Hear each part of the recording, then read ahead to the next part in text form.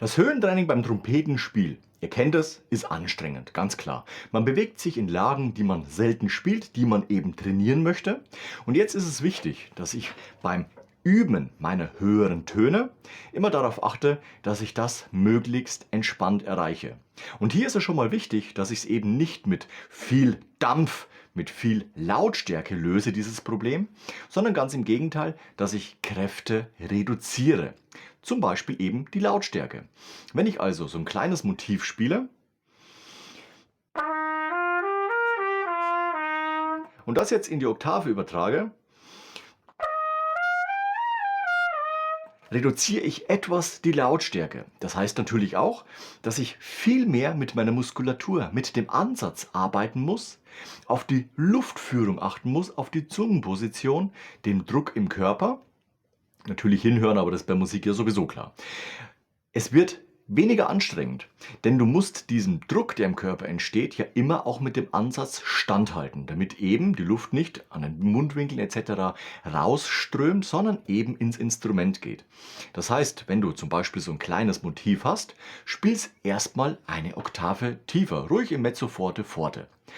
Es klingt gut, du kennst die Griffe auch in der Oktave höher, dann kommt jetzt der Übertrag eben in die Oktave. Und jetzt machen wir Mezzopiano, also eine Stufe leiser und achten hier eben drauf, dass die Töne auch entsprechend einrasten.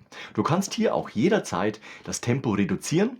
Achte aber immer drauf, wenn es größere Phrasen sind, die du im Oktavübertrag spielen möchtest, dass das zu langsame Tempo auch dazu führt, dass natürlich die Luft schneller zu Ende ist und dass es auch von unserer Muskulatur her natürlich anstrengender wird.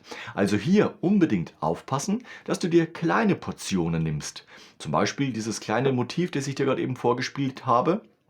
Und dann der Übertrag in die Oktave. Wunderbar. Und du kannst natürlich dann dieses Motiv auch wieder ausbauen. Entweder es wird länger oder du setzt den Spitzenton zum Beispiel vom C3 auf D3. Dann hast du gleich nochmal einen Ton drauf oder du übst eben die Ausdauer, indem du eine längere Strecke spielst. Da kannst du natürlich technische Sachen nehmen, wie zum Beispiel die typische Second Study von Clark etc. pp. Gibt es unzählige Übungen oder du denkst dir einfach was Eigenes aus oder nimmst einfach 4, 5 Töne der Tonleiter. Zum Beispiel von C-Dur startest du auf G1, gehst bis zum C2, wieder zurück. Beim nächsten Mal spielst du die gleichen Töne, Spitzenton 1 höher bis zum D und wieder runter. Oder du spielst die Strecke F oder G bis zum C, nach unten und das gleiche einfach nochmal. Dann 3-mal, 4-mal, 5-mal. Und du siehst schon, du baust dir eine längere Übung für dein Trompetentraining zurecht. Achte immer drauf, dass es locker passiert. Wenn du atmen musst, musst du atmen. Also kämpfe auch bei diesen Übungen nicht um den letzten Tropfen Luft, sondern atme gut ein, spiel die Phrase und du wirst merken, hey, 3-mal bekomme ich gut hin, dann schaffst du es auch ein 4. Mal. Und irgendwann ist natürlich dann ein Ende erreicht.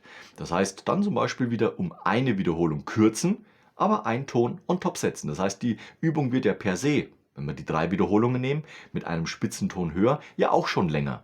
Und wenn das gut funktioniert, dann kannst du es wieder 4-mal oder 5-mal spielen. Je nachdem, wie du es eben vom Tempo her machst.